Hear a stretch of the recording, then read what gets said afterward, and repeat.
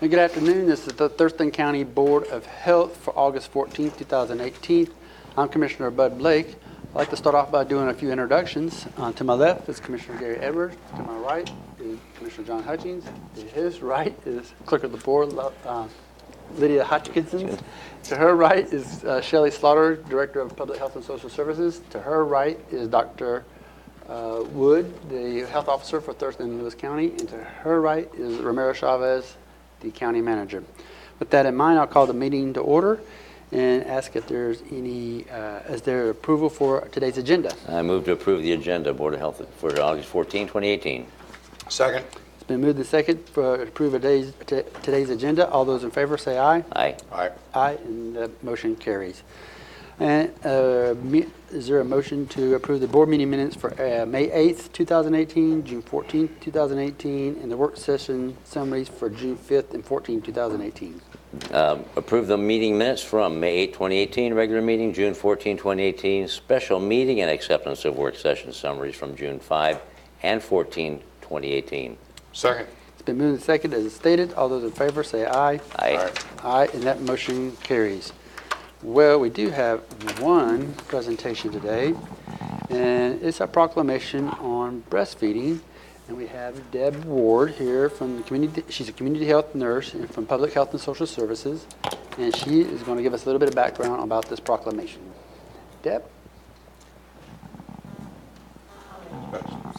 Oh, okay. We have something else you want to say? No, I just wanted to say that it's with pleasure this afternoon, Commissioners, that I introduce your next presenter, Deb Ward, who is here to talk to you about breastfeeding.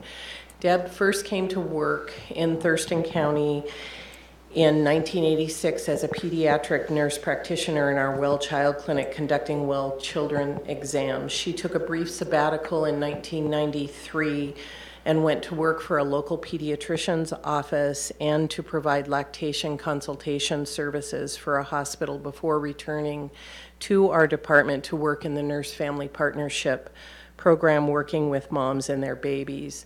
She moved from the Nurse-Family Partnership program to the Investigation and Control of Disease section, where she currently works in our TB as our TB coordinator and as our general communicable disease nurse.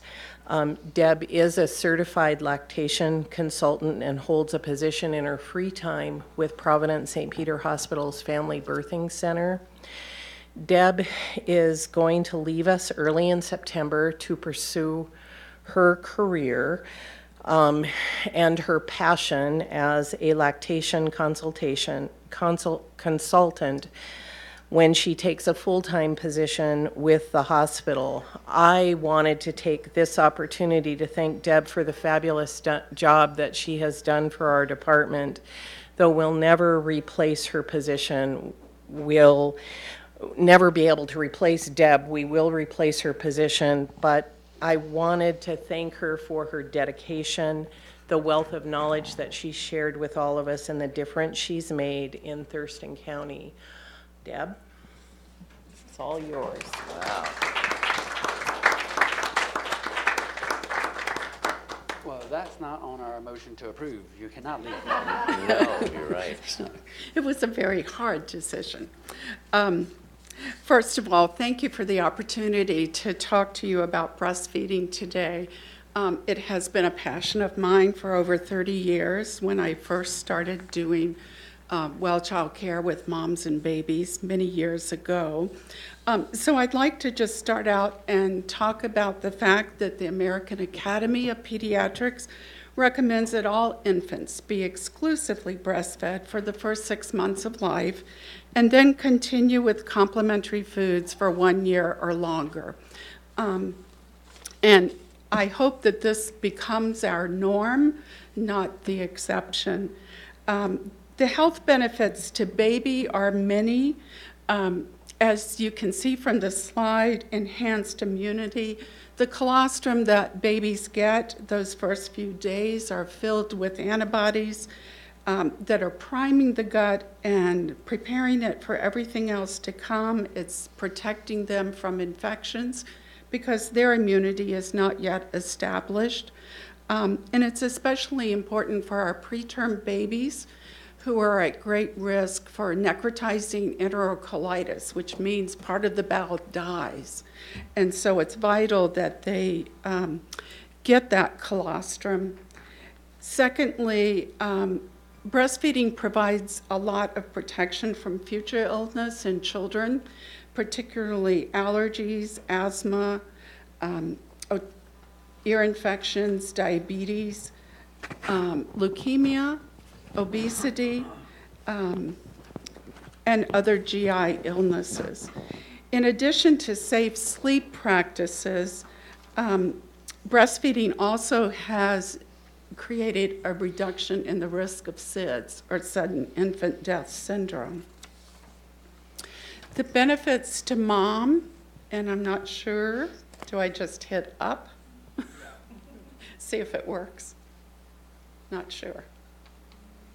Anyway, the benefits to mom are certainly many after delivery, but in particular, long-term is the risk of breast cancer and ovarian cancer, which is greatly reduced the longer a mother nurses, as is the reduction in type 2 diabetes. So how are we doing in Washington State and the nation with our breastfeeding rates? If someone wants to advance 2 slides, the percentage will be up there. The Healthy People 2020 goals for the nation are that at least 81 to 82% of women will initiate breastfeeding from the start after they give birth. There you go. And then continue until 6 months at a rate of 60%. Currently, for the nation, we're about 83% initiation and 57% continuing. That's not true all over the United States. Certainly, we're fortunate here in Washington. We have one of the higher rates, as does Oregon and Vermont, the 3 states that are over 70%. In 2017, Washington State's initiation rate was 89.2%, so we met the 2020 goal already. We're a little behind in continuing to exclusively breastfeed for the first 6 months. We're at 50.7% with the goal of 60% by 2020. Since 2011, these stats are now coming from the National Immunization Survey, which occurs when moms are interviewed between 17 and 35 months. That's the age of their infants. No longer are we looking at formula company statistics. There certainly are disparities, particularly in the southeast of the United States, particularly among women of color, the young, the poor, and those lacking access to health care. Some of the reasons why we might see a decrease in continuing are moms returning to work, daycare, the need for breaks to pump, women who are out in the workforce, not sitting at a private office, may have a harder time being able to pump and continue to supply milk for their children. The benefits to society are that, 1, it saves lives. Infant mortality would be greatly reduced. It saves money. The cost of formula to a family is about $1,500 a year. The cost of health care visits, because we know infants are less likely to have sick visits and hospitalizations. And the cost of parents missing work. Babies who are breastfed, moms often don't need to call in sick. As far as the workforce, moms are a lot happier being able to contribute to their jobs and to their infants.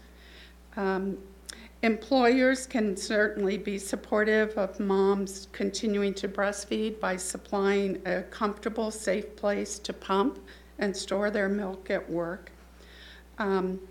and better for our environment because the cost of supplies and the trash that formula feeding creates are greatly reduced.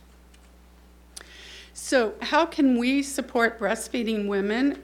We could go along with the CDC in supporting hospital initiatives, the baby-friendly or the breastfeeding-friendly initiatives, which are providing much more support for women who are choosing to breastfeed.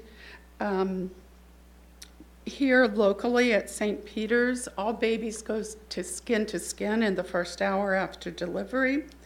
There are lactation consultants at the hospital that can follow them and help them with any challenges that might arise. There are supports in the community through the Family Support Center, through WIC, through private lactation consultants who actually make home visits, and of course our great nurse-family partnership nurses who make home visits and help moms continue nursing.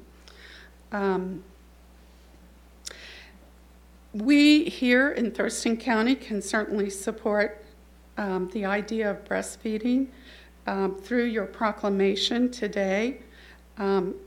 Governments can look at breastfeeding as the norm and advocate for families.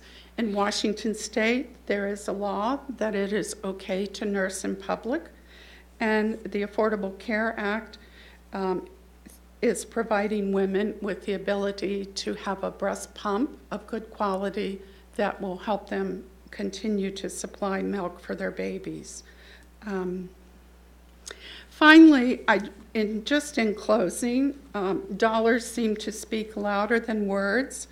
And so if 90% of U.S. families breastfed for 6 months, the United States would save $13 billion per year in medical costs and prevent about 911 deaths, most of them infants. So I thank you for supporting breastfeeding families here in our community. And I have other information from the Surgeon General's call to action that I can leave you to review later. Thank you. Thank you, Deb. Deb, don't go too far. We have some questions and a proclamation and a little gift for you. But Yeah, do you have any come on comments or back. questions? Come on back. Yeah, Deb. come on back. I do think, Deb, I want to make this point. Those folks in the audience have probably heard me say this quite a few times, but you know, what? kids are 30% of our Victoria? population, but they're 100% of our future. And everything that we do to get them off on the right track as soon as we possibly can, whether it's money, time, commitment, whatever it is well spent. And thank you. Any other comments? I do. I feel free in sharing this because my mom doesn't live here. She lives in just outside of Sacramento, so she didn't get this channel. But And she's 100 years old. She's 100 years old, and I'm 7 down, 3 up out of 9. And each one of us were breastfed. That's what I was doing 64 and a half years ago. So, don't tell her, okay? Me too. And same with my kids and same with our grandchildren. And so I'm very proud to support this, this proclamation and then the activity that we're even doing here at the county in supporting moms and babies. Thank you. Okay, great. So, yeah, same here. Breastfed our 3 children and a granddaughter are the same, so we are super supportive of that, not only from a personal family standpoint, but recently I attended the NACO conference in New Orleans, and that's the National Association of County and Health Professionals and Officials. And I went to one of the outbreak sessions as far as breastfeeding, and I was just taken back by how involved our country has moved in terms of moving from a formula to breastfeeding, and some of the programs that were out there that I just thought I'd bring back to maybe to Thurston County at some point in time. Maybe it's just in a name, but one of them was the First Food Program for moms and babes as they're moving from birth to feeding portion, and it kind of was an awareness program, but an education program, and all that encompassing at one time. But it was just kind of how a couple counties couched it as far as a name. The other one was a baby cafe, and I thought that was kind of cool in terms of, I like the coffee piece of that, where it goes with that. But it was all about how moms and babies would come together as far as bonding there. And of course, this board promotes not only here in the county, and we're working on that in terms of breastfeeding workplace, but we encourage all the workplaces throughout Thurston County and the region, be it a private sector, nonprofit, or another government, to start looking at how you convert your facilities and buildings to be able to help out in that capacity.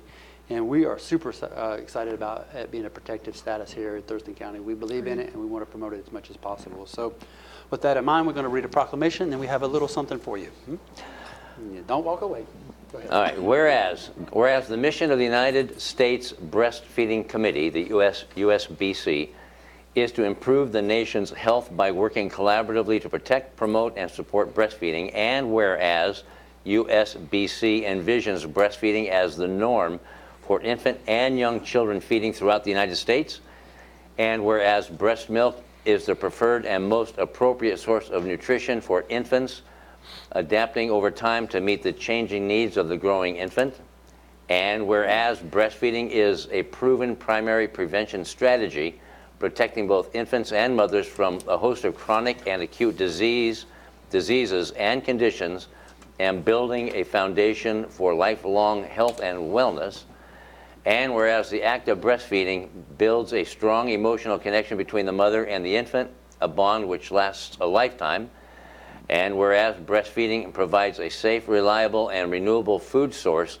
especially critical during natural disaster and emergency situations, and whereas employers that provide workplace lactation support experience an impressive return on investment, including lower health care costs, absenteeism and turnover rates, and improved morale, job satisfaction, and productivity. And whereas all major medical authorities recommend that mothers breastfeed exclusively for 6 months and continue breastfeeding for at least the first year of a child's life, yet breastfeeding rates continue to fall short of the nation's healthy people objectives. And whereas U.S. Surgeon General Regina Benjamin has issued the Surgeon General's call to action to support breastfeeding, calling on healthcare providers, employers, insurers, policymakers, researchers, and the community at large to support mothers in reaching their personal breastfeeding goals. Now, therefore, be it resolved, the Thurston County Board of Health hereby proclaims August as the National Breastfeeding Month in furtherance of the USBC's role to advance breastfeeding on our nation's agenda through collaboration, leadership, and advocacy, so that all families will have the opportunity to breastfeed. Adopted this 14th day of August, 2018. Yay. Thank you. I think we want to say a word of thanks as we move away from this particular portion, and Shelley's going to have some words for you. Yes, Deb, I just want to say on behalf of the department and the Board of Health and the county commissioners that we want to present you with this token of our thanks, and just say that it has been such a pleasure to get to know you, have you give so much to our department. I share the same passion that you do for breastfeeding and supporting families, and I'm very sorry to see you leave our department, but I feel like the mothers and babies and families of this community are so lucky to have you and have your support, and I'm so happy for you that you get to pursue your passion. And I wish you the best of luck. And we also provided a Starbucks card there for you because you're going to be just across the street from us, and they now have a Starbucks there, which we all frequently go to. So we hope that we'll get to see you and continue to work with you. So thank you so much.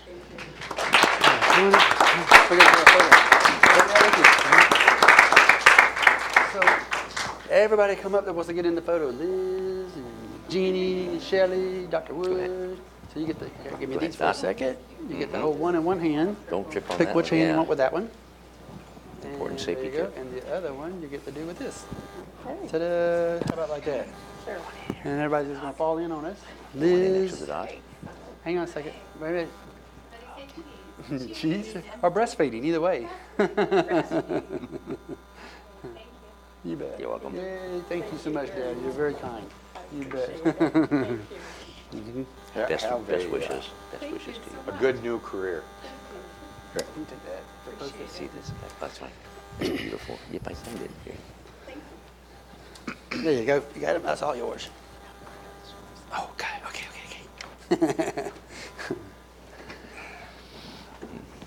All righty.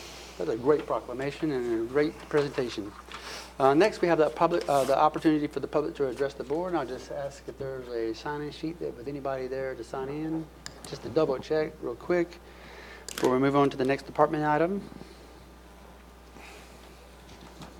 No one? Seeing no one? Okay. That was item number 3. Item number 4 is department items, and we have Liz Davis, who's the Division Director of Child, Family, and Community Wellness. She's going to give us a presentation on Thurston Thrives Update, Community Schools Effort as a part of Education Resiliency Action Team Strategy. Hello, Liz. Hello, Commissioners. Thank you for allowing us to give you an update on Thurston Thrives today, especially as we spend a lot of today's meeting talking about kids and families and back to school. We have a really exciting presentation from Megan Goldenberger today. Megan is the Executive Director of Together and is also the Education and Resilience Representative on the Thurston Thrives Coordinating Council. The Community Schools Initiative is something that originally came out of the Thurston Thrives initiative from the Education and Resilience Action Team probably about 5 years ago, and Together took it, ran with it, and has made it into a really, really valuable resource in our community, and Megan is here to tell you all about it. Yay. Great. Hello, Megan. Hello again. I'm going to lower this. There you go. Thank you for the opportunity to speak to the work of community schools. As Liz said, it was born at the Thurston Thrives Education and Resilience Action Team. I'll give you just a teeny bit of history. I know some of you have heard this a couple of times. Education and Resilience was a couple of different things before its current name. First, many, many years ago, those in social services over a long arc remember it as Partners, and then Thurston Council for Children and Youth. And that group merged with the Child Abuse and Neglect Task Force. And when Thurston Thrives came on the scene, it was a ready body of people that had been meeting over many years and cared deeply about the health of kids and families. So in 2016, there was a little consolidation in action teams at Thurston Thrives, and the community resilience was a distinct body, the education group was a distinct body, and child and youth resilience was distinct. So those three combined in 2016. And in a moment, we'll show you the strategy map, which was last revised in 2016. The vision for this group is that we live in a thriving community where individuals of all cultures are healthy, safe, valued, engaged, and successful. The current scope is a larger body that meets less frequently called Education and Resilience Action Team, and then 2 focused work groups that meet monthly and work intensively on things. The group called Integrated Student Supports is where community schools is housed or is located. The other group is called Engaged Learning and works on science, technology, engineering, arts, math, both at the local level and then partners at the regional level. So let's see, next slide, please. So our group is lucky that we have a lot of data. We have academic success data, we have kindergarten readiness data, we have social and emotional success data from Healthy Youth Survey, and then we even look at ACEs data, adverse childhood experiences, which are measured in adulthood.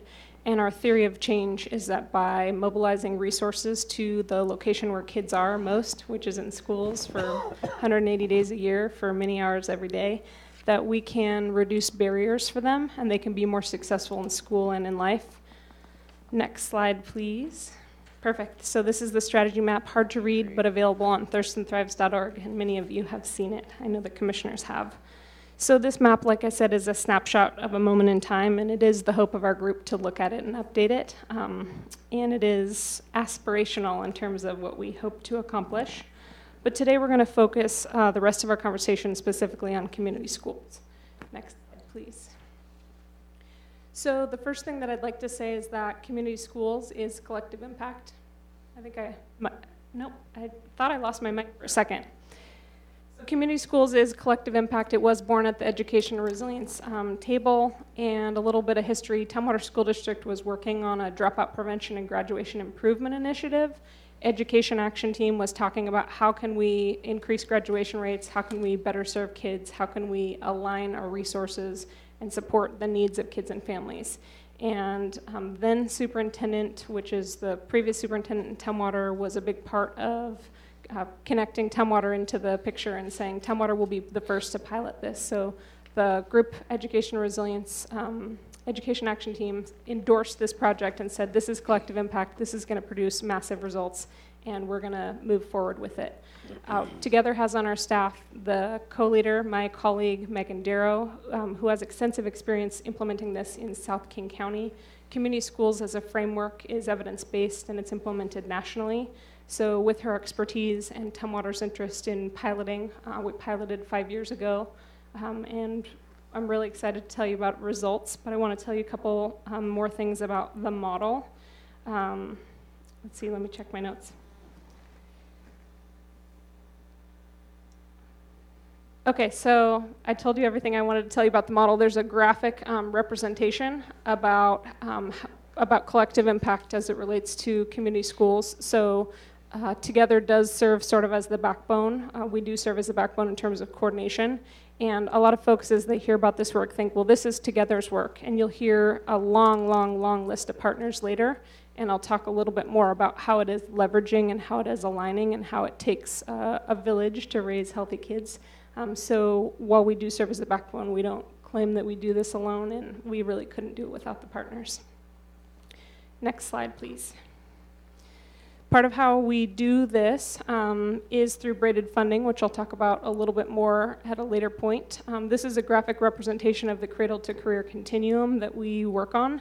One of the exciting things that I can share with you about this model is while it began specifically in middle schools and high schools in a limited way in Tumwater, it has expanded year by year to more schools, more ages, more districts, and now has an early learning component to it in Rochester and is expanding into Tumwater. So I'll talk a little bit more about that, but I've sort of laid the framework for what it is and why it's important, and I want to talk a little bit about the economic impacts of this. So students who drop out have a 3 times higher unemployment rate than those who graduate high school. They're 2 times more likely to live in poverty. They have a 63 times higher rate of incarceration than those who graduate from college. And the typical high school graduate earns, compared to the typical high school graduate, students who drop out earn $36,000 per year less than somebody who has graduated. So it costs taxpayers when students drop out. It costs an average of $292,000 over the lifetime, and that's due to cost of incarceration for some of them, less earnings, so less tax paying. So what is community schools? Many of you have heard a lot about it. It provides tangible supports and a systematic way to look at school data and to change the way schools and communities serve kids and families where they are in the hub of the school. You've heard statistics about who's ready for school and kids that read, or how they forecast how many prisons they're going to build is 3rd grade reading. Some people have heard that and they're horrified, but it really is a predictor of success in life if kids are doing well at critical junctures. So we look at that data in partnership with schools. We have robust data sharing agreements, and we know which kids are just absent this week or just absent this month or are just starting to have behavioral challenges. So it looks at attendance, it looks at behavior, and it looks at academic performance as the data set. And the critical component of how Together is a backbone is we employ community schools case managers in all of the buildings that we serve. So they're sitting on those behavior teams. They're sitting on those district-wide task forces that are looking at big systems issues, and they're figuring out who needs help, how can I reach out, what kind of resources can we provide right away. They also, in a more passive way, have a resource room in every building that they serve, which has hygiene products. It has food that they can access in their food pantries. It connects them with whatever resources they might need, be it access to housing for the kid or for the family, access to medical care, which I'll talk a little bit more about. And sometimes it's like they just need equipment so they can play sports. So it's a resource coordination model. We partner extensively with those who are providing the services that those kids need. We don't provide every single service. We connect them with the housing pipeline, and we connect them with the treatment that they need if they need substance abuse treatment or mental health treatment.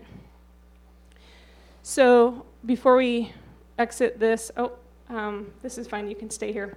One more thing that I wanted to say about why this is important is the strongest predictor of academic failure and school dropout is socioeconomic status. And we know from public health data that socioeconomic status is tied to health in the short term and the long term. So that's why this is connected to Thurston Thrives. That's why this is holistic, and that's why this is something that lots of folks are excited about. We have a long list of partners helping make this possible.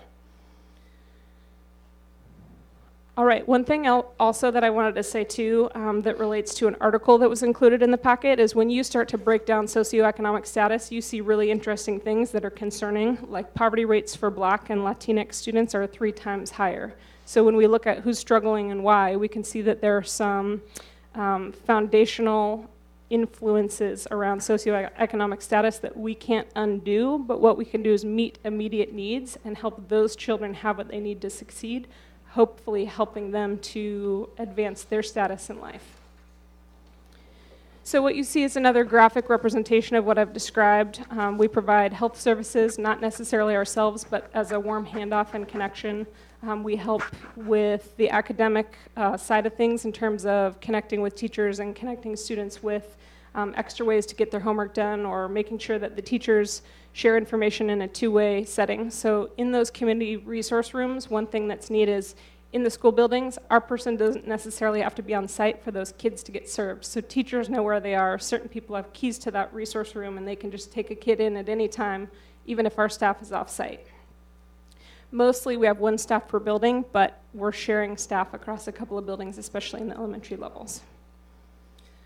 All right, I'm going to tell you a really quick story from the very beginning of this work.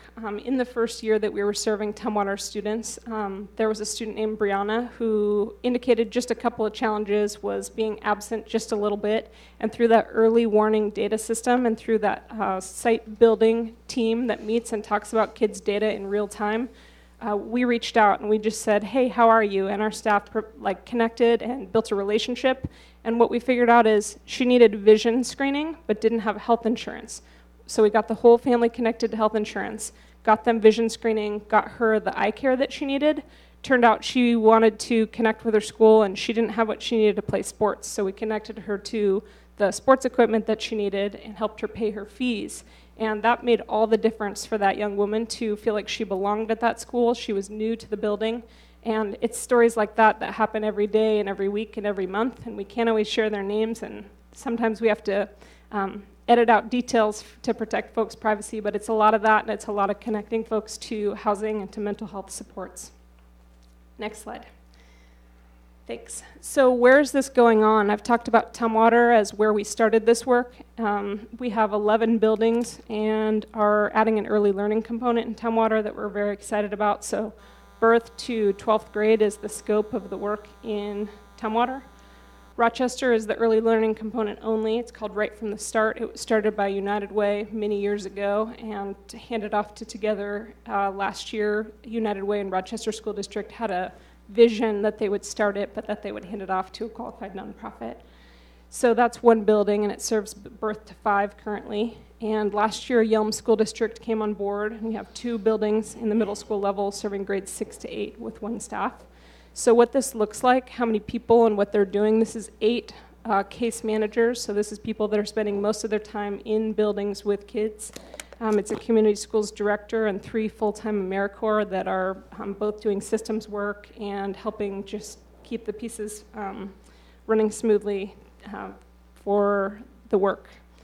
So we are currently hiring. We are expanding for this school year. So what we're hiring for out of that list of 8 case managers and directors, we're hiring for a bilingual Spanish-speaking early learning coordinator to do right from the start work in Tumwater. So that's exciting. And then we're also hiring an elementary school case manager. So this year, Tumwater is really proud to say that Tumwater as a school district, which is one of the key partners, is really proud to say that they're going to be serving every single building. So one of the criticisms or concerns about this work is like, okay, but it's only in certain places, and there's lots of folks that are left out.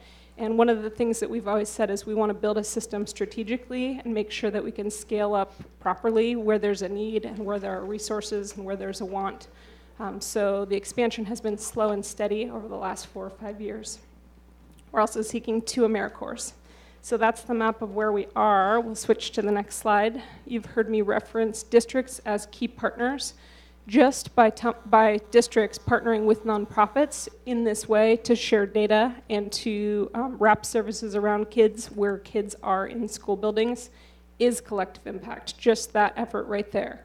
But what you see on this slide is just a listing of the key partners. There is a list 40 partners long, and I'll actually read up some of them. But the key partners are Tumwater School District, Yelm School District, Rochester School District, and then the Right from the Start program.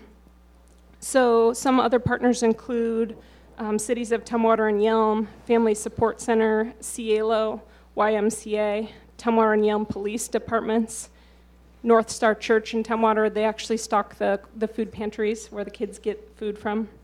Tumwater Rotary is a funding partner. South Sound Reading Foundation and Timberland Regional Library partner on literacy projects. Roof in Rochester, Family Education and Support partners with us in Tumwater and Rochester. Providence, multiple branches of the beautiful Providence tree, sports medicine and also physical therapy, and I'll talk about what that partnership looks like in a moment. Aetna Health Insurance is a partner in Tumwater. Communities and Schools of Washington is a statewide but connected to a national affiliate, and they are technical assistants, and they also help with data management and training. The Community Investment Partnership I mentioned earlier is a big funder through a multi-year collective impact grant. Thurston County as a county, but also Public Health and Social Services, especially the Medical Reserve Corps, which helps with immunizations at one of the Back to Basics school readiness events, which I'll talk about a little bit more. AmeriCorps Choice Regional Health helps show up at those Back to Basics events, getting kids ready for school and getting families connected to medical insurance.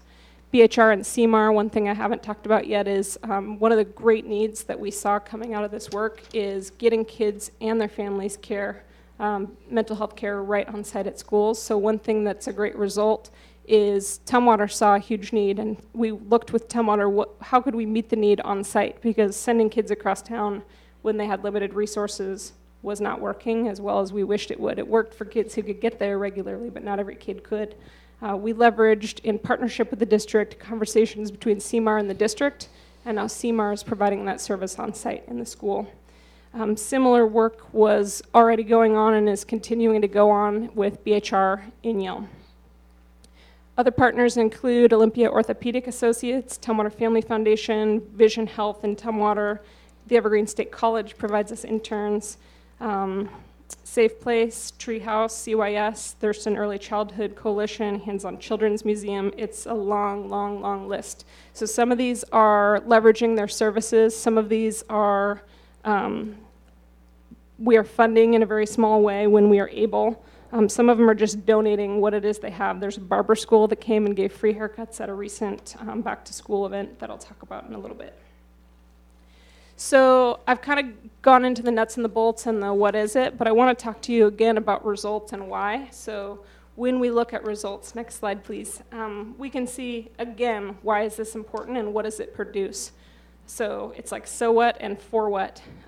Really exciting improvements in attendance. I know if you're not into school stuff, that sounds nerdy and not exciting, but when kids are there, they are connected to adults and they are much more likely to be successful. If you're not there, how are you going to be successful? And a lot of times it's not a choice. It's like, well, they're caring for a younger sibling, and to get the younger sibling on the elementary school bus, they're going to miss their middle school bus or they're going to miss their high school bus. So figuring out like, oh, this kid needs a bike or a skateboard. Great, we're going to provide them a bike or a skateboard so they can get to school. So that's the flexibility and the why. Increase in youth reporting they have an adult who they can talk to. That's also public health speak for bonding, and there's science about bonding being important to kids' success and showing up in life, showing up in school and success in life. Also, hundreds and hundreds of kids are receiving sports physicals and immunizations every year as a result of 2 Back to Basics events. I will show this flyer. We're really proud to complete the sports physical event at Tumwater Middle School last week, August 9th. Over 210 kids from multiple districts across the county. While it's marketed to Tumwater, we had folks from all over in-county and out-of-county receiving those free sports physicals. And as I mentioned, it was a resource fair, so people were getting other resources like access to health care. One of the things we saw, we've been doing the Back to Basics events for many years, and in the first couple of events we did client surveys, and we asked folks what did they want. And lots of them did not have access to a medical home, and that's public health jargon speak for they don't have a place they go for primary care, which is a risk factor. So how can we connect them to the health insurance and connect them to a medical home so they can get their primary care elsewhere? So it's not a replacement for their well child check, and it helps remove barriers so kids can play sports. There's a boatload of research about kids playing sports being a protective factor. So that's what we did last week and what we've been doing for many years. I think this was the 4th, so next year's the 5th annual. And we split it a couple years ago into 2 events. So coming up on August 22 is an immunization clinic at Peter G. Schmidt Elementary from 4 to 8.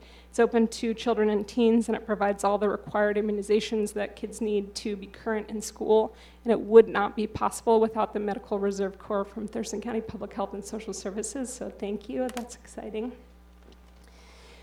So that's another example of results, is hundreds and hundreds of kids every year getting those kind of services. And next slide, please. How am I doing on time? 5 minutes? 35 minutes, yeah. Okay. Thank you. I set a timer and then it went away. I'm almost done. That's all right. And the results are just my favorite part ever. So want to talk a little bit about graduation rates, 4-year and 5-year. So 4 years on time and 5-year is the adjusted rate, saying you needed a little extra support. Both of those have gone up. When you look at subpopulations like African American students in one school building, for example, while there's a very, very low number, so not very many students who identify as Black in that district, we have closed the achievement gap in one school, in one district for Black students. So don't want to claim that that's like everything is fixed and we have no work to do, but just want to acknowledge that while it's a low number, that's a really exciting result as well. One of the underlying motivations and values that underlies this work is looking at equity, as I mentioned before, because we want to eliminate poverty and we want to have everybody have a level playing field, so to speak, or an equitable shot at success in school and in life. And some of that means looking at disparity data, and it also means looking at things like exclusionary discipline policies over time. So who's excluded from the classroom and why? That's actually disproportionate, skewed against people of color, against students of color. So equity being a thread that's woven throughout because of the public health science and because that's what's right and that's what's fair. So looking back again at other data and other results, we have reduced student justice involvement in another building to 0. So again, it's a small number. It's one middle school building, but over a period of a couple of years, there are now no kids going into juvenile justice, whereas there were kids entering into juvenile justice before. Other things that are really major that I should talk about is that we now have 7 resource centers in Tumwater, 7 resource centers that provide clothing, food, hygiene, but also that this is a community, the work that's going on in this community is being watched nationally. So it's a community impact project in Washington nonprofits work with Governor Inslee through Results Washington. And also it's on the national radar for Communities in Schools, which is one of the partners in Washington. They have a national organization, and we were in Tumwater selected as one of 9 nationwide sites to be watched and to receive a little extra support and to be part of a think tank to advance this work across the nation. So that's pretty exciting as well. Hundreds and hundreds of volunteers, that's in our results, and thousands of hours of leverage services. Next slide. So what's next? I talked about Back to Basics. There's another Back to Basics coming up. We are expanding our Right from the Start, which is the early learning component, which I told you about, and it's exciting. Sadly, we were not selected to create a school-based health center in Yelm through a current funding process that we found out about on Friday, but the dream for school-based health centers has not left. Both Yelm and Tumwater superintendents are 110% on board. It's just a matter of how to get that done and how many years that's going to take, which kind of connects to the next item, which is continued exploration of nexus points. That would be a nexus point with another Thurston Thrive Action team, which is the clinical care team, but also a big nexus area that we see is connecting with housing. There are some successes that were also had some side challenges in terms of housing in Tumwater. The superintendent and the housing authority worked together to figure out how to get more of the housing units funded by housing authority that were in Tumwater accessible to families that were already in Tumwater and going to the elementary school that they were sited next to.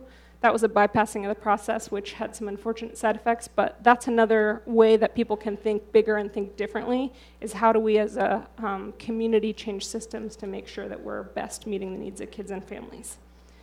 And continued community conversation about equity and continued community learning summits. We're hosting summits with City of Tumwater. We'll be hosting summits with City of Yelm. Another last note I want to say is that best practice is not that it is one or two parties doing this work. Best practice is that local jurisdictions, so city and county governments, are partners with school districts, are partners with nonprofits, not just our nonprofit, but the many that I listed before, to make this really a community-wide success. So we wouldn't be where we are without the partners, and there's lots more work to be done, lots more districts and kids to serve over the long arc. Thank you for your interest. If you have any questions, I'd be happy to answer them. Questions, comments? Megan, thank you. Thank you. For your commitment and your enthusiasm. Thank you. Thank you very much. Ditto, thank you. I had several questions, but you answered every one of them. Oh, good. You did. All right. I scratched them out as you went along. I saw him, yeah. Oh, good. So thank you. Thank you. Well, I think it's one of the best preventive programs out there if you're looking how to raise a child and bring them into the adult way of life, and I think it's absolutely marvelous. The community schools and some of the nurse-family partnership issues are out there. I think you are on the front line of prosperity, and I thank you very much. Thank you. Thanks for hearing this. So the next item we have, yeah, absolutely. The next department item we have is back to school prevention, health, and safety. I'll let Liz explain what the acronym CEEP is as far as partnerships. And she and Jennifer are going to tell us a little bit about outreach. Yes, so thank you again, commissioners. As families get ready to send kids back to school in just a couple weeks, it's important for us to think about ways that we can keep kids safe and healthy, and also prepare them to learn most effectively throughout the year. There are several programs of public health and social services that we're working on aimed at school-age children, and all of those are linked to Thurston Thrive's efforts, which is a great melding of public and private. I'd like to introduce Jennifer Johnson, who is an education and outreach specialist in, this is what the acronym stands for, Community Education, Community Engagement, Evidence, and Partnerships. That's the KEEP. And she's going to tell you all about some of these exciting projects. Yeah.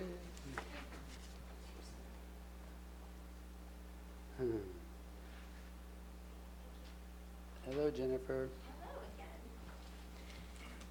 So thank you so much for hearing about some of our back to school initiatives. So the first thing that I will talk about is our Community Prevention and Wellness Initiative. This is something that we've been doing for the last year in Bukoto and Tenino, and now we'll expand that this year to the Tumwater School District. So this is to provide assistance and support kids and their families through such programs as our nurse-family partnerships, as well as the Guiding Good Choices. And these are activities in the community and at schools in Tenino throughout the year that are guided by the coalition, and these are complementing the services that are already provided by the ESD number 113. And as I said, this year we've also been invited to work with the Tumwater School District on the same program. So we'll be forming up a community coalition, and this is focused on Bush Middle School and the surrounding community, and the principal there is very excited about the opportunity to address issues such as identity, substance abuse, self-harm, and suicide prevention. The next thing that we're looking at in our school programs is, and I talked to you a little bit about this a few weeks ago, so this is part of our Healthy Schools pilot project that we're working through funding from the Department of Ecology. This will provide us the opportunity to work with one school district and do some overview of the cleaning products that they're using, as well as the landscaping practices that they're using, and hopefully make some recommendations, if needed, to how they could use less toxic products in the schools. There's a lot of programs nationwide that are showing that reducing the toxicity of the products used in and around the schools can help to reduce absenteeism, asthma attacks, and that sort of thing. So that's what we're working on there. And then the next thing that we're doing in schools is working on healthy eating. So last year we helped the Yelm Community Schools Director of Food Services carry out a smarter lunchroom assessment. And this happened with all of the elementary schools in the Yelm School District. And it's a way to allow the school district to focus on areas where small changes can make a big difference in the access that students have to healthier food choices. So right now, that food services director is reviewing the scorecards that we created to determine the next steps, and then Public Health and Social Services is ready to assist the implementation as the school district needs. And this connects to the Thurston Thrives food strategy because it's helping to make changes in access to healthy food options. And the final thing that we wanted to share with you is about the safe and active routes to school. So this is part of our Thurston Thrives community design strategy and the Healthy Kids Safe Streets Action Plan. So this year we'll be working with Rainier and Tenino to improve conditions for and encourage walking and bicycling to school. And we'll also work with some schools in the North Thurston School District, such as Lydia Hawk and Olympic View Elementaries. And the Safe Routes to School is a proven way to increase physical activity in both students and their parents. So there are some key back-to-school traffic safety messages that we are inviting residents to keep in mind. These are things that we'll be promoting in the next few weeks. So when walking to school, we suggest that students and parents are traveling in groups. It helps with the visibility and also safety. Of course, making yourself visible, wearing bright clothing and or reflectors on your school clothes and on your bike or backpack. And then for parents to really model good behavior, showing kids how to appropriately cross an intersection, safe bicycling, and then of course safe driving of vehicles if that's what it comes down to. So of course we know that schools are busy around the time of year when school gets started, so really encouraging people to monitor their speed. There's a reason why there are those slow zones right around the schools, and so really making sure that people honor and respect those. Any questions, comments? I feel like I raced through that a little bit. Nope, falls right in there with those kids are 30%, 100% of our future. Absolutely. Thank you so much. You're so welcome. Thank you so much. And thank you for including the suicide prevention, because September is the Suicide Prevention Month Oh, super. coming up. Great. All right. Thank you. Thank you. Thank you, Jennifer. Thank you very much. Sure. So our next department item is a continuation of back to school, but this one is related more to immunizations. And we have Dr. Rachel Wood to give a little bit about the immunization in some of the programs. Thank you. You bet.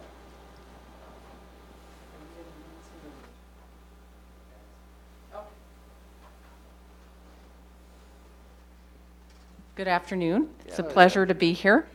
I'm excited to talk a little bit about a very important public health intervention, which is vaccine preventable diseases and getting kids immunized. So readiness to learn. School, as we've all heard, is a very important place for kids to get support and so they can grow and feel like they're part of our society. So we want to reduce risks and strengthen protective factors and foster healthy relationships and keep kids connected to school. So this is an example of what kids need for going to school. We would like them to be protected against communicable diseases by getting the required immunizations, and the less time a kid is out sick for a vaccine preventable illness, the more time they can spend in the classroom learning. So I'd like to ask parents out there to make appointments to get their vaccines, their kids vaccinated, and we also have, you will hear shortly from Jennifer Dixon, our Medical Reserve Corps coordinator, about some upcoming vaccine clinics where people can go. In Washington State, the required immunizations for this school year are hepatitis B, the tetanus, pertussis, and diphtheria, and polio, measles, mumps, and rubella. and chickenpox. So all these immunizations require a series. So for parents who are wondering why, well, my kid already got like their DTaP or Tdap, they usually need more than one. And so we'll be asking how many they've had and if they need another one. So for a healthcare provider, if you don't have one, within reach, parenthelp123.org can help you either get yourself health insurance or help you find a provider to get an immunization if you need it, or you can call 1-800-322-2588. And for more information, if you want to go to the library, there is a lot about vaccines at the Centers for Disease Control, the Food and Drug Administration, and the links at the bottom. The Immunize.org organization is a great place in Minnesota, the Immunization Action Coalition, and they can answer very detailed questions. And then also www.vaccineinformation.org. And I will I will stand by for questions. The baton, pass the baton. Yes.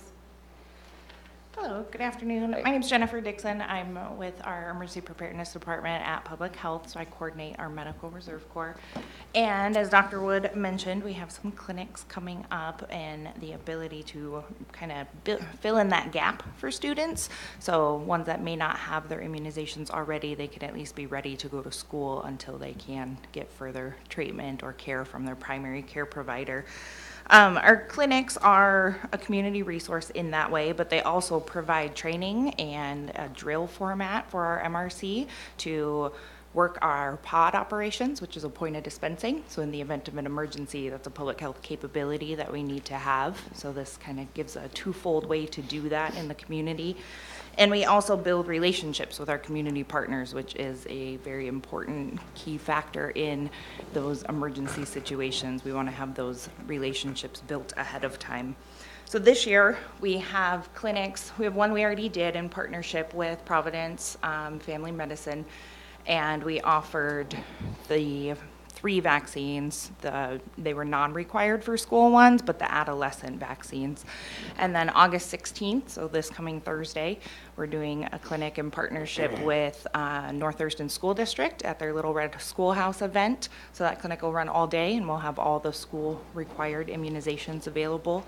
Then August 22nd, as you already heard about, one of our partners is Together in Community Schools. We'll be doing one with Tumwater School District from 4 to 8 p.m. And then September 22nd, we have one with Kaiser Permanente, and that one is a Saturday, and it's in the morning from 9 to noon. And that clinic's been going on for a long time, for years, and then we kind of slowly added the other two and built up the ability to do the clinics. Last year, we had a total of 391 vaccinations that were given just through these 4 clinics. So it's a pretty big resource in the community. Yeah, that's all I have, unless you have questions. Okay. Questions on immunization? Yeah. What's the deal on exemptions? What, I hear about it once in a while that some people are exempt or. So how, I know. Can you just touch on that topic a little bit? Yeah, just a little Yeah, bit. do you want to? No. Well, I know families can get an exemption. So if they don't want to have their child immunized, whether it's all of them or a certain one, they can sign an exemption waiver with the school. And then if there is an outbreak, they can be asked to keep that child at home. So they may not be able to come to school during that time if there is something that comes up, but it depends on what it is. So there are exemptions available. Is the theory behind the exemptions that, 95% of the folks, the kids immunized is better than none, I suppose? I think, and you can jump in. So there are different types of exemptions. Some are medical, that an individual can just not receive the vaccine. Some are philosophical. Some are religious. And so actually every state is slightly different of the 50 United States in what exemptions are allowed. We made it a little bit more difficult in the state of Washington around 2011 to have exemptions. Prior to that, parents could just say, we don't want it. Now they have to go to a medical provider and have a conversation about the pros and cons of the vaccine, and then the medical provider will sign off that they have at least had that conversation. It's an opportunity to educate. So does that answer your question? Yeah, and it doesn't look like cost is a deciding factor if you're willing to offer free immunization. Is that right? That's correct. Some people have philosophical, they have just a feeling that this is, you're putting something in my child's body, and that's not something I agree with. Thank you. So that's, the other thing I will say about these immunization clinics is, as I said, there are series of in these vaccines, so you may have had a DTaP and you may want to get another one. We purposely space the clinics so that you could get your first dose on August 16th or August 22nd, and then if you need a second dose to be eligible for school, most of the spacing is at least 28 days, and so we have one on September 22nd. So you could get 2 doses of a required vaccine before the period of the grace period runs out. Okay. Thank you. That was the question I had, was just overall, it's been such a trend for so many years where parents would opt out. But are we seeing the trend changing now, where more are getting back into vaccinating children, or is it still remaining, is it dropping? Or is There's it flatlining? pockets. There's pockets where there's a lot of uptake, and there's pockets where there's not so much uptake. There's the Washington State Department of Health actually has it broken down by school district in terms of the percent of kids that are vaccinated. And it is, it's one of the good things that we do in medicine in this country and globally is give vaccines. So, I encourage everybody to take advantage of that opportunity. Yeah. Thank you. Is there any correlation between those areas they've identified as more inclined not to have immunizations and then more chances of a breakout of a particular disease? That is quite possible. I recently covered for another county in the state. The health officers cover for each other, and there was measles that had been imported from another part of the globe, and there were exposures to children in a group that traditionally does not care to have immunizations. Okay. Thank you. You're welcome. Yep. Thank you. Thank you, Dr. Wood. Thank you, Jennifer. You bet. Thank you. So the seventh item we have on the agenda is another department item, and it's the Foundations of Public Health Services. And I'm going to turn to Shelley Slaughter, Director, and she has a comment and an introduction. Thank you so much. It's my pleasure to welcome Jamie Bodden, the Managing Director for the Washington State Association of Local Public Health Officials, also known as WASALFO, as we call it. This is an affiliate of the Washington Association of Counties, also known as WASAC. And I have the great pleasure to get to work with Jamie as a member of the board. This year I represent the inner Puget Sound region on the board of WASALFO, which represents Thurston County, King County, Pierce County, Kitsap County, and Snohomish County. So I'm very happy to have Jamie here. She's going to talk to us about foundational public health services and related legislation that's likely to come up in 2019. So welcome, Jamie. Thank you. Thank you so much for the opportunity for me to come and speak to you all at the Board of Health meeting. I appreciate the time. As a former health director, I appreciate full Board of Health agendas, so I will try to be as brief and concise as I possibly can. As Shelley said, my name is Jamie Bodden. I'm the Managing Director for the Washington State Association of Local Public Health Officials. Now will be known as WASALFO because I can't say that over and over again. We are a nonprofit 501c3 that serves to convene all of the local health jurisdictions within Washington State on public health policy and statewide issues that impact public health. So there's 35 health jurisdictions representing the 39 counties in Washington. We're also an affiliate, like Shelley said, of WASAC, and so my role, it works closely with WASAC staff on health policy as well. So I'm here to this afternoon to just provide a really broad overview of foundational public health services, as that is our top priority for WASALFO going into the 2018 session, and you might be familiar that it is also a top priority for WASAC as well. So tracking, responding to, and preventing costly food and water contamination and disease outbreaks are essential to protecting the public's health. Yet, new complex threats and past recession budget cuts have made it very difficult for public health to protect and serve Washington's families and communities.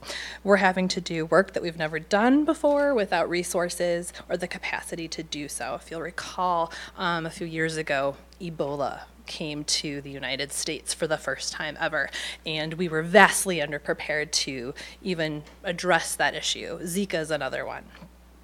Rebuilding our public health services means that we can better monitor and coordinate emergency response, which keeps our community safe, it reduces costs for taxpayers, and protects our local economy. So our vision for public health is to have a responsive and viable governmental public health system, and it's essential for creating healthy and economically vital communities across Washington. So if you remember anything from this presentation, I want you to remember 4 words: healthy, vital, everyone, everywhere. So we believe that public health is a vital system for healthy and safe communities for everyone, everywhere in Washington State. So 4 words. Yeah. So what is our goal? Our overall goal is to rebuild and transform Washington's public health system. We know what the problem is. The nature of preventable diseases has changed. We know tobacco is still the leading cause of premature death, but we know heart disease is up there as well, affecting millions of Americans, and it's incredibly costly to treat. The demand for services has never been greater. We're combating things like air quality from wildfire smoke, harmful algal blooms, intense influenza seasons, norovirus outbreaks, you name it, public health typically touches on it. And at the same time, our core funding for programs has eroded, and that's created instability and inequality across the state. So certain people have better access to public health services than others, and we feel that's not fair.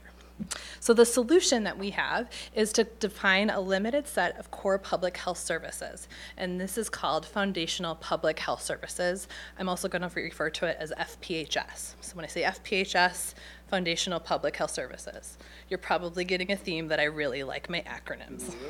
Okay, so we believe FPHS should be funded through state funds and fees, and these are responsive to changes in demand and cost. So they are flexible yet sustainable. FPHS should be able to be maximized for efficiency and effectiveness and measured and evaluated. So we want to know that we're doing a good job, and we want to be able to show outcomes of our work.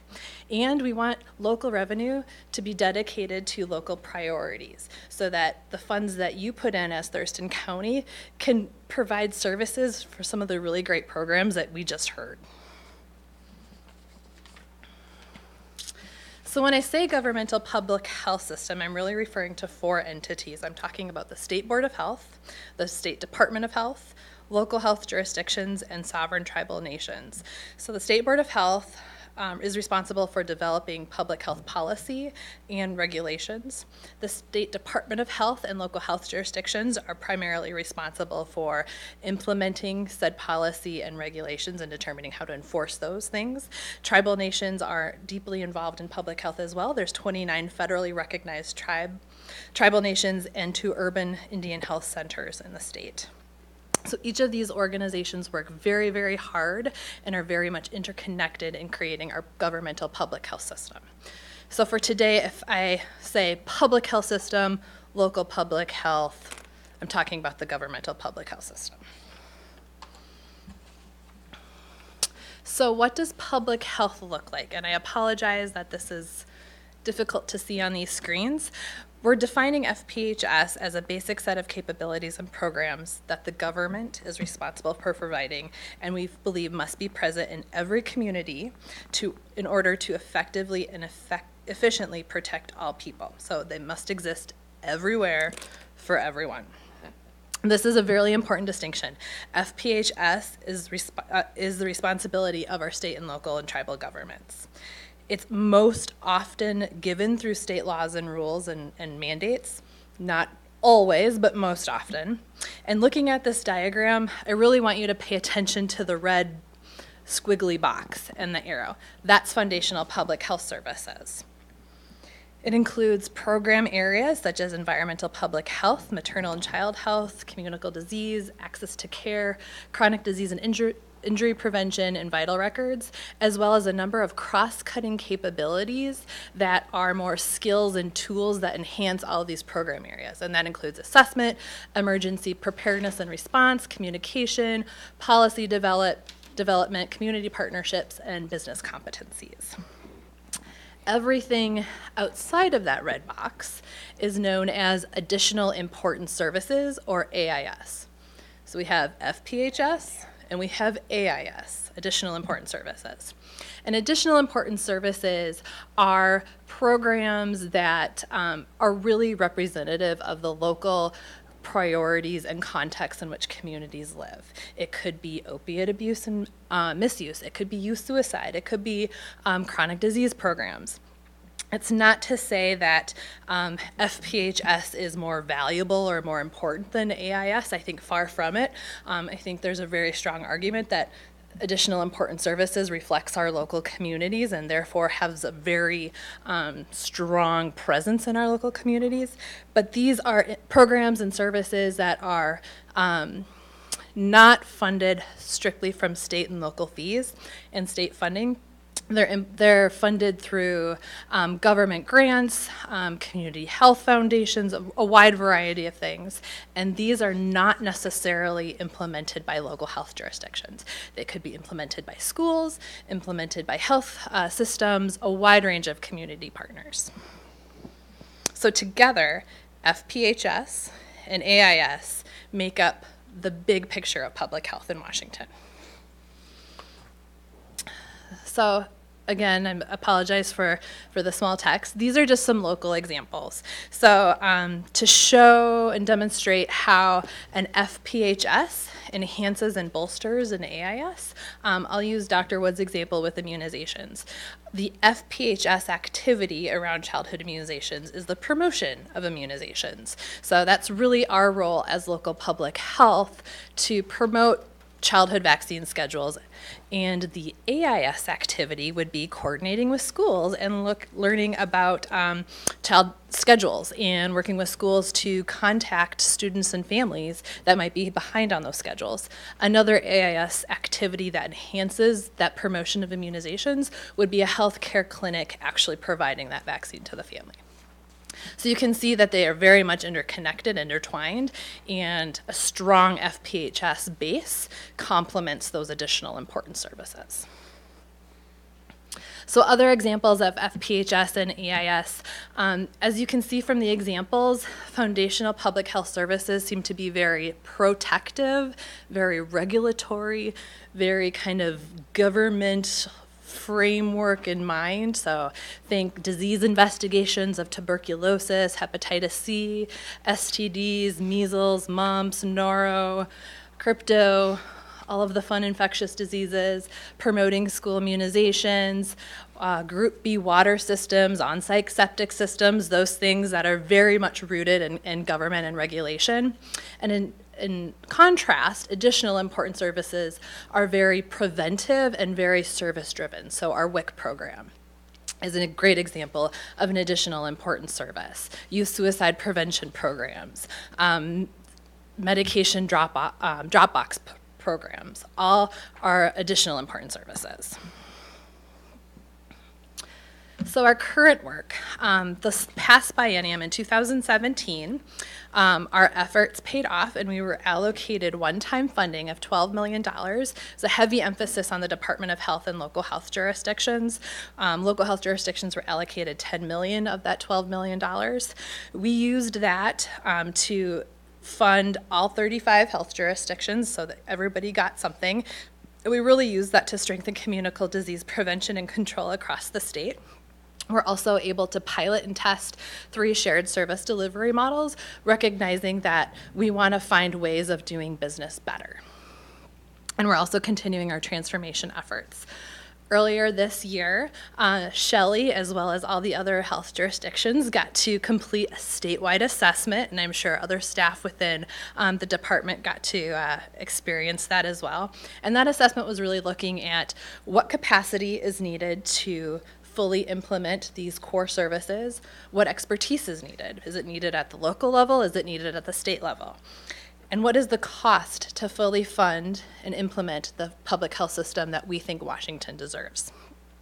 Tribal FPHS work is also going on. There's a tribal committee that's working with the American Indian Health Commission, and they're also looking at defining FPHS with that tribal perspective, recognizing that they have some unique contexts. So what we're doing right now is we're using the statewide assessment to cost out the full implementation of FPHS across the state.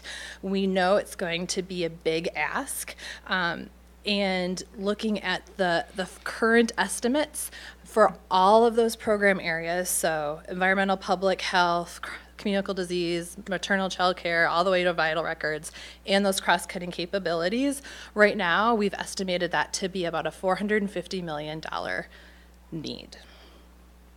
Big number. We also are developing a governmental improvement and investment plan for the legislature because we know that price tag cannot be filled in a biennium, and we don't want that price tag to be filled within a biennium. That's too much resources coming our way too quickly. So we want to have an improvement plan that incentivizes the state and makes us attractive to invest in. They've done that one-time funding. We've been able to utilize that funding. We're going to show them what we've been able to do and show them that we're worth investing in and making that investment for the future. We've also been engaging with a lot of our local health partners and other key stakeholders to align with a lot of other health initiatives. Opiates is a big issue that's going on right now. Mental health is a big issue. Suicide, the accountable communities of health. That's another big statewide initiative, and public health has a very foundational role within that work, and it aligns very closely with our work with FPHS. So 2019, the work ahead. Really our big policy push next year is going to be budgetary. We're asking for some money from the legislature. We want to implement the first phase of a multi-year FPHS funding ask. And I say multi-year, I really mean multi-biennial. We know this is a long game that we're looking to do, but we want to make it in a way that really builds up our local capacity and our state capacity and makes us a strong system to protect Washington. Our long-term goal is to fully fund and implement FPHS. So it's not just about the money, it's about the transformation as well, but the funding really helps our transformation work. Our focused ask for the next biennium is on 2 program areas and a capability area, and then a component of the rest of the cross-cutting capabilities. So we're continuing our effort on communicable disease. That was really successful last year.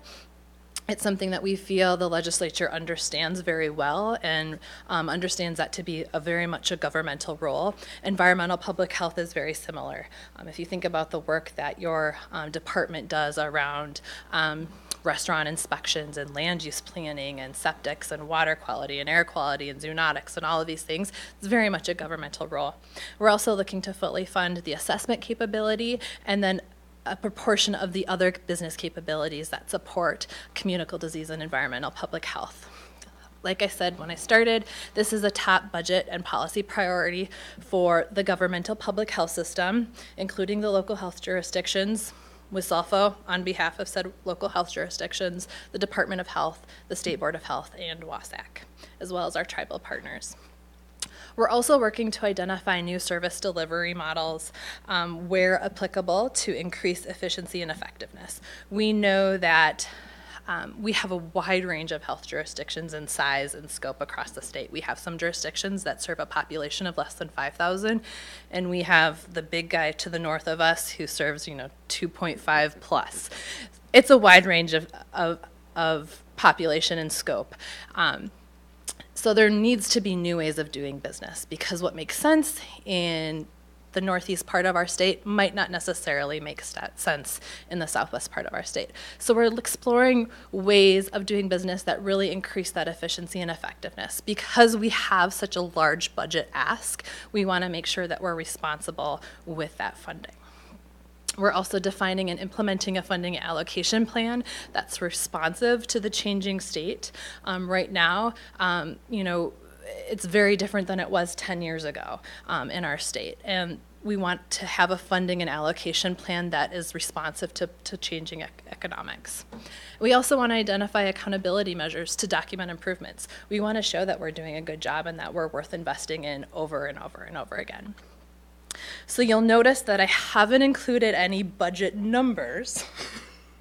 And that's because we're still working on honing those exactly. So I said 450 million as like the overarching thing. For those focus areas, so communicable disease, environmental public health, assessment, and those capabilities, the total cost estimates for that was $295 million. So we've shaved off 150, no, 250. 150. And so again, that's a big number. And even over a biennium, that's a big number. We're working right now and seeing, okay, what could we efficiently and effectively and appropriately spend? How would we ramp up our efforts over time? Do we have the workforce right now to hire and get ready to go? I think there's some nurturing involved with our workforce, getting them trained, getting them up to speed. And so we want to be very deliberate in the amount that we ask for and how we ask for it. So we're developing that strategy right now. But we will be having that done before the fall of this year, which is really exciting. So why are you all important? You're a local board of health, and so you are part of our local health system. And the RCW gives you a lot of authority. You have a local responsibility to ensure the health and safety of your communities. You help set local public health policies and help your health department enforce state laws and federal laws around public health issues. You're also a local policymaker, and you have a really valuable perspective to share with your department and your community, as well as your state colleagues. And I think if this translates correctly, when something bad happens in your communities, you often get phone calls. Hopefully when something good happens too, but you have that unique connection to your communities. So I think it's really important that you get involved in this issue. So I encourage you all to support the work and work with your local health jurisdiction staff this upcoming session on FPHS. Shelley has done a lot of really great work around that as one of our board members. She's gotten to dive right into the world of FPHS. Art has served as one of our legislative committee chairs for several years, and so he's very involved in policy as well. So it's very fortunate that Olympia and the capital is in Thurston County. With SALFO and our other public health partners, we do sponsor a Day on the Hill where we advocate and educate lawmakers on public health issues. FPHS is going to be our big issue next year that we're educating on, so you are all welcome to participate. It's a really fun day to kind of talk public health with a lot of our state colleagues. And like I said before, it's one of the health priorities as well for Wasatch, and so I look forward to future discussions and your other role as county commissioners. So that was a fire hose on FPHS. It's a big, big issue, and it's a lot to digest, so I appreciate the time to kind of give you the quick and dirty version. Hopefully you've had copies of the presentation. Great. I'll take any questions now, as well as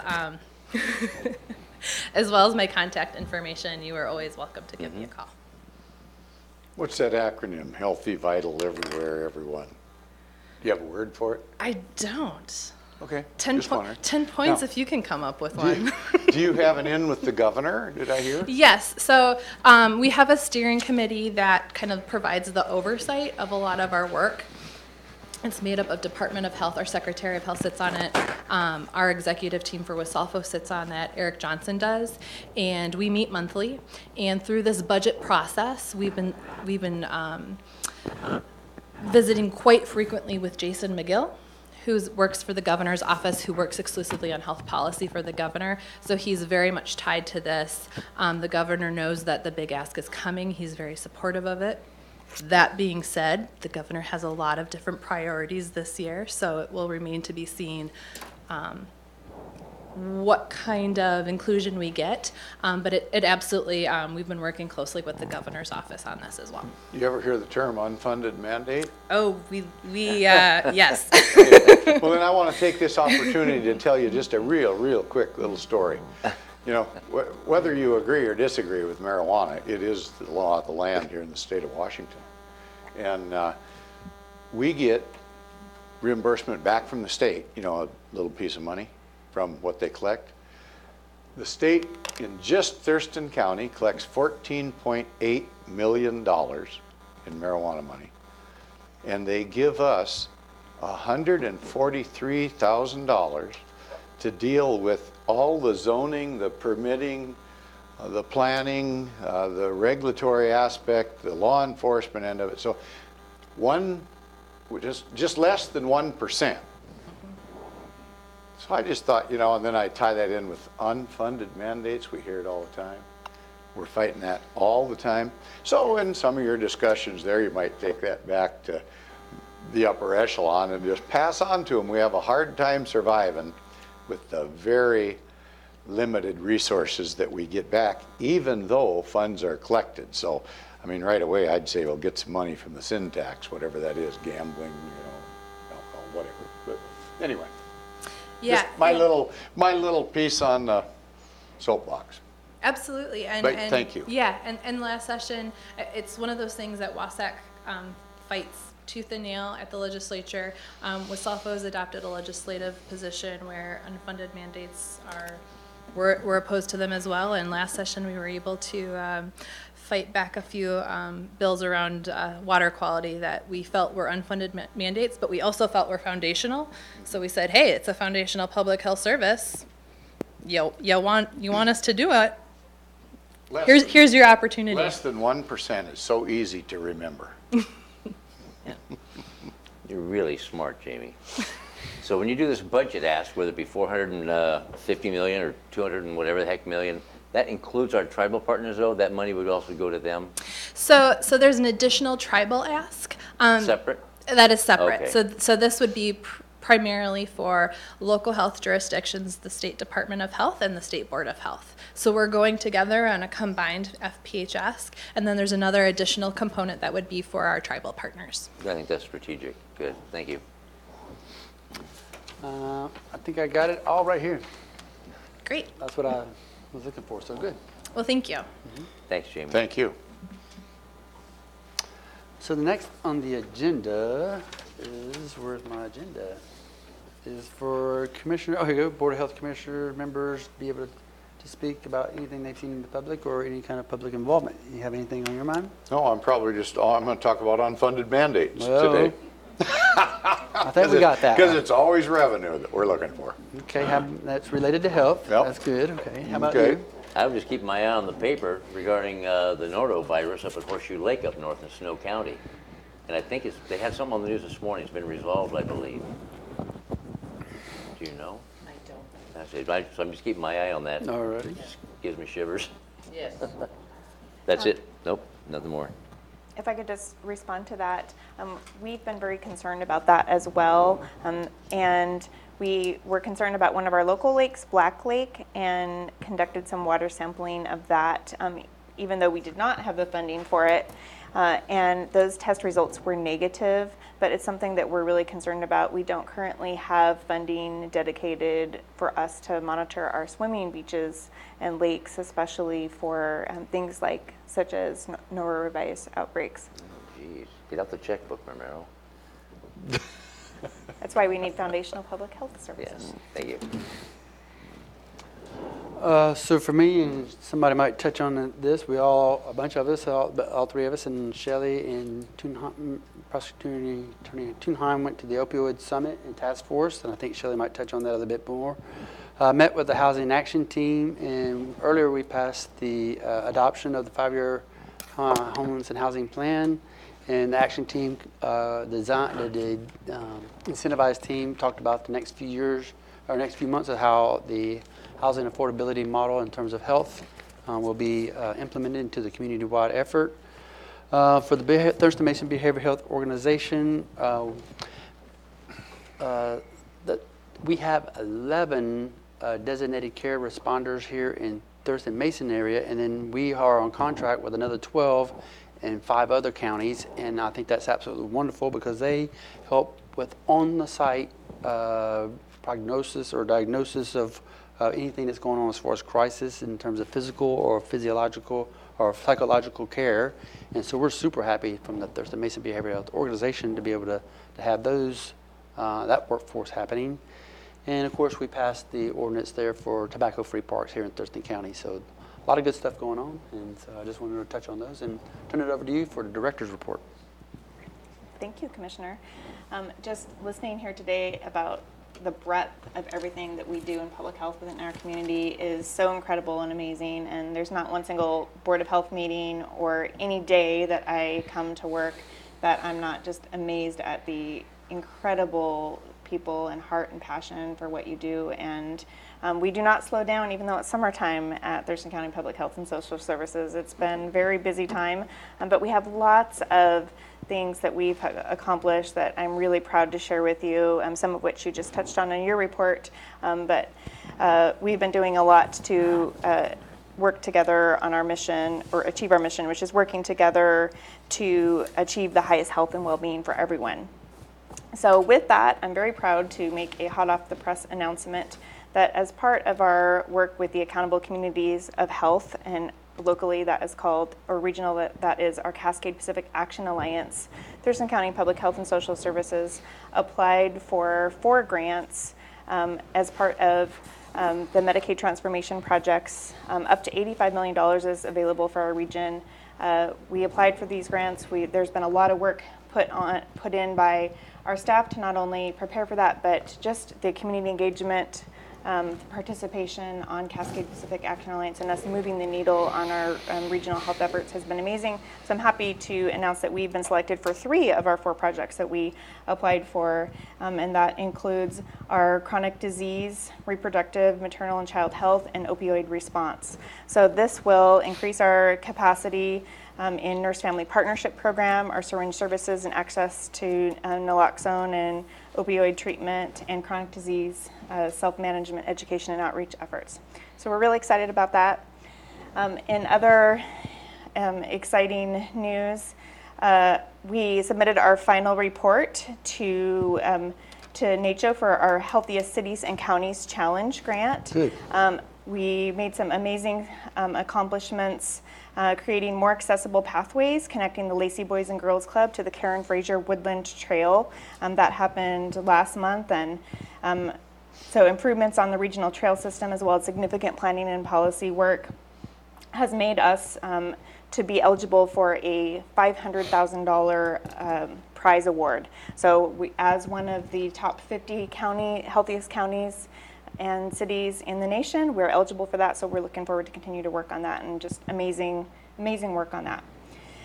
You mentioned all of the work that the Board of County Commissioners has done to improve the health, safety, and well-being of our community, and I feel like because that's one of the Board of Health priorities, I wanted to share some of those accomplishments here because it's really incredible what has happened in just a short amount of time since we last met. So the Board of County Commissioners, in response to an effort by the Thurston Thrives Climate and Clean Energy Work Group to move toward the community-wide action strategy, passed a resolution to affirm targets for community-wide greenhouse gas emissions reduction. And the board approved the baseline and targets that will be shared across the county in its 3 largest cities, working together with the cities to reduce greenhouse gas emissions by 45% below the 2015 levels by the year 2030 and 85% below those levels by the year 2050. So that work on the climate mitigation plan has been really incredible, and I think really important in our for our environmental health. Today also, the board approved an ordinance to prohibit smoking, tobacco use, and vaping at Thurston County parks, preserves, and trails. The aim of this new rule is to protect visitors to Thurston County parks and trails, which often includes children and other vulnerable people, from the harmful effects of secondhand smoke and vapor, which, as you heard, is the primary killer of people.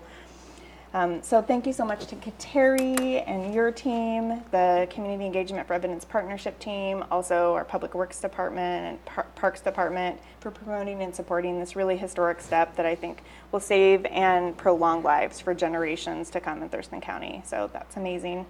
And in more monumental news, the Board of County Commissioners today approved in an effort to carry out the homeless crisis resolution that the Board of Health passed on June 14th. The Board of County Commissioners approved the 5-year homeless housing plan, which outlines goals and strategies that we will work together with as a community to ensure that homelessness is rare, brief, and one time.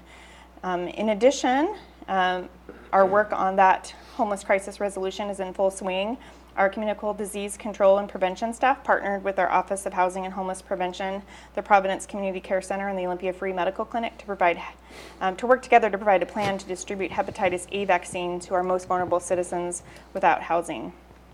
Also, I'd like to recognize, since we have Jennifer Dixon here in the room, for her work with the Olympia Downtown Ambassadors that I believe was last month or the month before, to distribute the kits that the Medical Reserve Corps and the commissioners and county manager participated in putting together, and distributed that out to the local community, and really received a lot of accolades from our community partners in the city of Olympia, and all those that you served to help get that out there. So thank you so much for that and for your amazing work.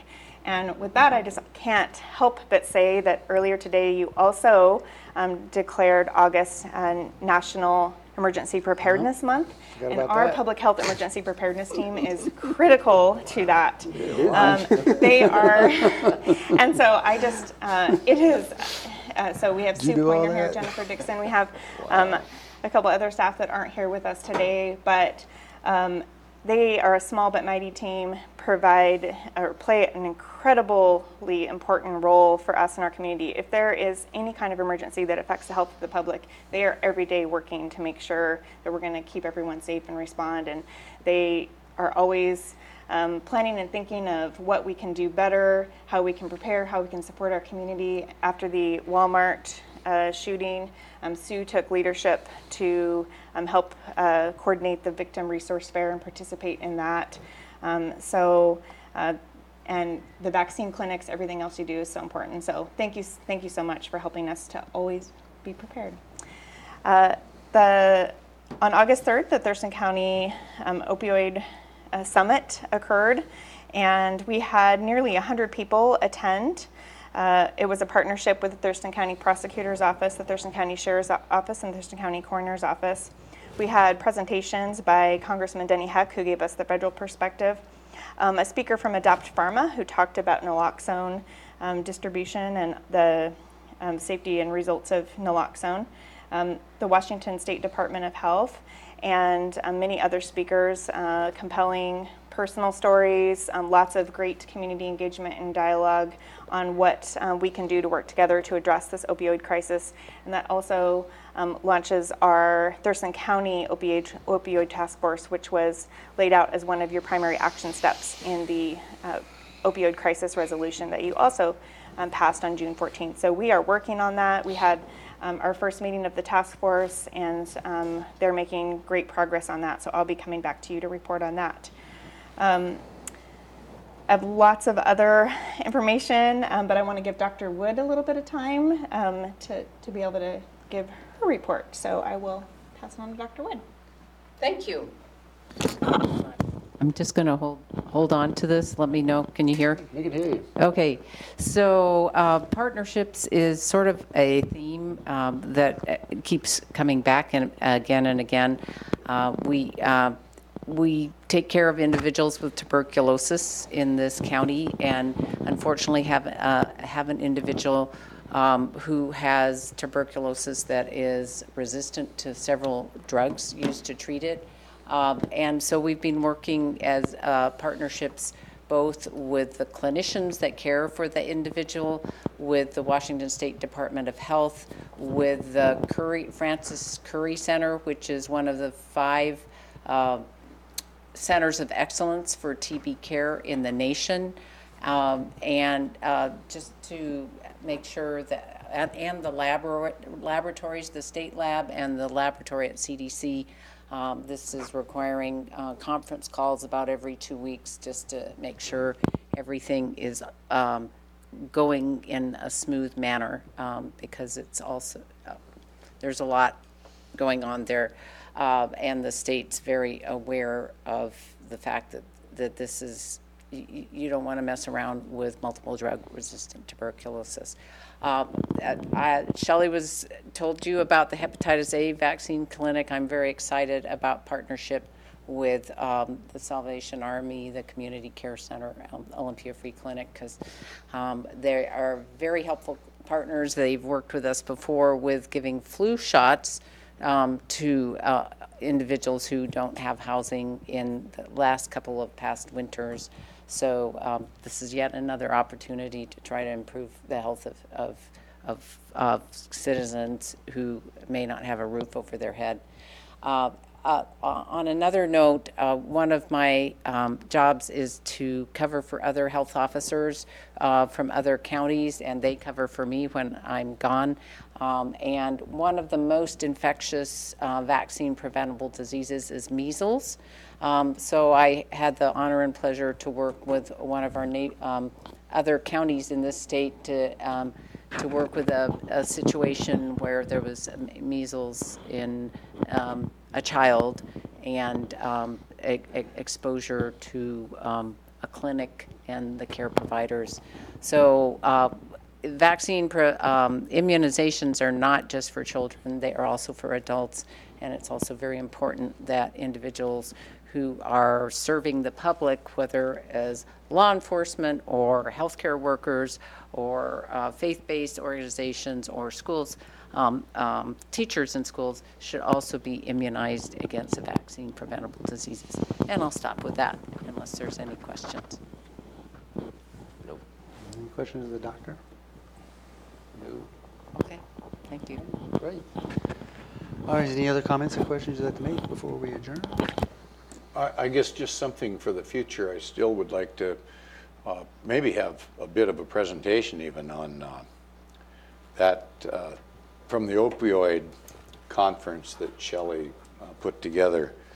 That business of an overdose and then not breathing for 4 minutes and the damage that takes place progressively Over on minutes, until death. seconds and deaths. And the damage society is faced with for the rest of that person's life from that 4-minute time period on. And I'd like to see a little more about that. Okay.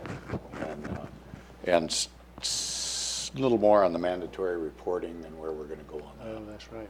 So, One thing that that I didn't have the chance to share due to time, but our staff at Syringe Exchange Services distributed 99 doses of naloxone in the last month, and we track and ask them to report what happens with that. And we had 14 report that they reversed overdoses with that naloxone they received. So getting that into the hands of those who are using and need it, and their friends and family, and being on the front line is one of those key strategies, because sometimes, like you said, Commissioner Edwards, that time period of hypoxia is just too long, that 4 to 6 minutes that it can take before a first responder can get to the scene. So that's really important. In conjunction with that, when we do a follow-up, I would like to have some more information again. I know we did it last year about the needle exchange and the mobile needle exchange in conjunction with the opioid and some of the information we received at that summit. Great. Yes, we'd be happy to do that. So thank you. Thank you. All right, if there's no other comments, is there a motion to adjourn the Board of Health meeting for August 14th, 2018? I move to adjourn the Board of Health meeting of August 14, 2018. Didn't mean to cut you off. All right. second. It's been moved and seconded as stated. All those in favor say aye. Aye. Aye, and we are adjourned.